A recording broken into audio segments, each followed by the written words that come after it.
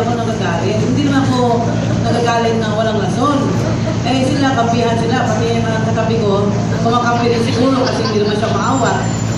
Kaya, alam mo si Eddie, hindi ko siya mabiblame. Pag nag-away kami, talagang doon siya kumakampi, kaya nag-away rin kami lagi.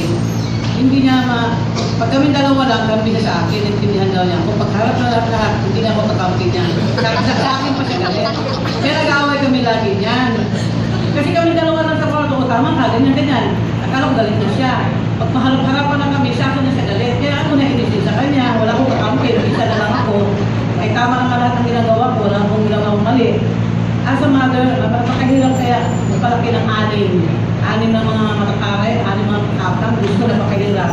Kaya mali pa sila, puro bell, puro walis ng titik, mali papalo pa sa kanila para makain nila sila. Pero until now, hindi ko palain na paano sila lumaki, paano maging ganyan, magaling mag-English. Until now, pala ako na nag-init lang. Hindi ko talaga alam kung paano sila napalaki ng ganyan. At least naman, hindi nila ako pinapakain. Nagtatrabaho ako para makakuha ko ng sarili kong gustong bilhin.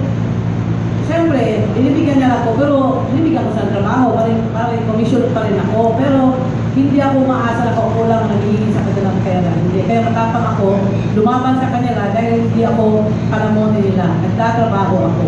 Yun lang ang aking. Salamat, Tita Ana.